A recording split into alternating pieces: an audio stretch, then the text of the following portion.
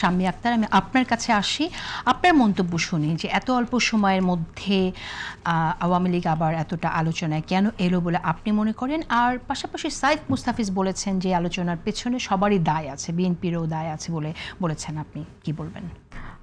সাইফরা তো সব কিছুর মধ্যেই এখন বিএনপির দোষ খুঁজে বেড়ায় আর কি। তো আমি যেটা মনে করি যে কালচারাল মাফিয়া যেগুলো এখন, এই যে আপনি একটু আগে বলছিলেন কথায় কথায়, কালচারাল মাফিয়াগুলো এই মানে এই বয়ানগুলোকে, নেগেটিভগুলোকে সামনে নিয়ে আসার চেষ্টা করছে।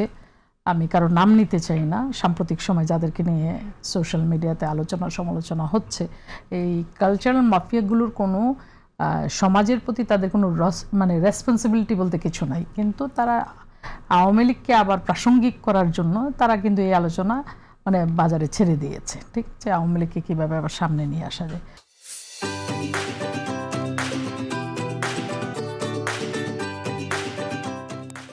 একটা রাজনৈতিক দল সরকারে থাকা অবস্থায় বাংলাদেশের মানুষের উপরে এত নির্যাতন করলো, 17 বছরে বাংলাদেশের মানুষের যেখানে মানে বলার স্বাধীনতা ছিল না, বাংলাদেশের মানুষের নির্বিঘ্নে জীবনযাপন করার স্বাধীনতা ছিল না। ইভেন সাগররুনি হত্যাকাণ্ডের তো আমরা দেখলাম যে কতবার তদন্ত পেছালো, তাই না? মানে অকাতরে প্রাণ দিতে হলো।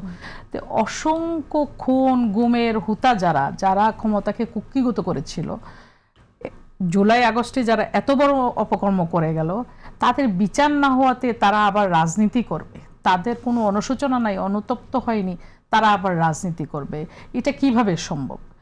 আগে তো বিচার হতে হবে। আমি একটু আগেও একই কথাই বলেছি, একই কথার পুনরাবৃত্তি করছি, কিন্তু আসলে ওদের বিচার হতে হবে।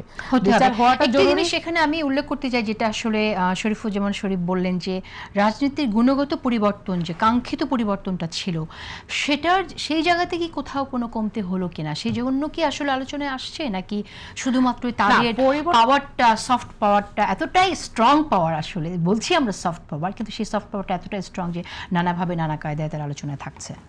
না, তারা চেষ্টা করছে এই আলোচনাটাকে নিয়ে আসার জন্য, কিন্তু পরিবর্তন একেবারে হয়নি সেটা আপনি কিভাবে বলবেন? পরিবর্তন তো হচ্ছেই, প্রতিনিয়তই পরিবর্তন হচ্ছে।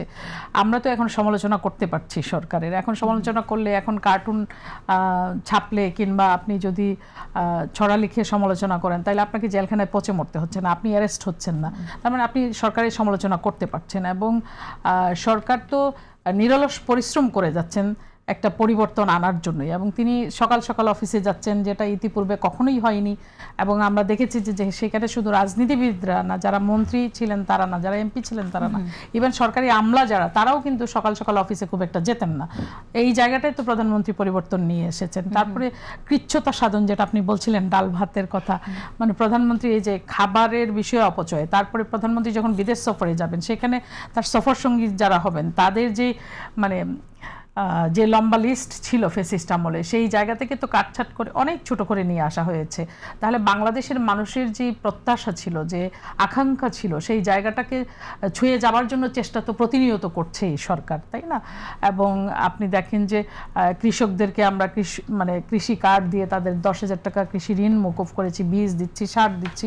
তাহলে মানে প্রত্যন্ত অঞ্চলে, মানে বাংলাদেশের মানুষ তো কৃষি নির্ভর, 80% লোক কৃষি নির্ভর, তো তাদেরকে মানে সাপোর্ট দেওয়ার জন্য আমরা যে কাজটা নিয়েছি। আপনি ফ্যামিলি কার্ডের কথায় আসেন, যদিও এগুলা বিএনপি প্রতিনিয়তই বলছে এবং এই কাজগুলো আমরা করে যাচ্ছি, তো এগুলো তো ইতিপূর্বে ছিল না। ফ্যামিলি কার্ড তো this is the first time যে বিএনপি সরকার এটা মানুষের হাতে পৌঁছে দিয়েছে, এবং ভোটের কালিটা শুকিয়ে যাবার আগেই পৌঁছে দিয়েছে। সরকার তো চেষ্টা করছে যে পরিবর্তনটা নিয়ে আসার জন্য, একটা ট্রান্সপারেন্ট গভর্নমেন্ট যাতে বাংলাদেশে প্রতিষ্ঠিত হয়, সেই চেষ্টাটা আমরা প্রতিনিয়ত করে যাচ্ছি, আমাদের সরকার করে যাচ্ছে। সেই জায়গা থেকে আপনি যদি এটা বলেন যে পরিবর্তন হচ্ছে না, আমি এটার সাথে একমত হব না, কারণ পরিবর্তন হচ্ছে, প্রতিদিন হচ্ছে, প্রতি মুহূর্তে।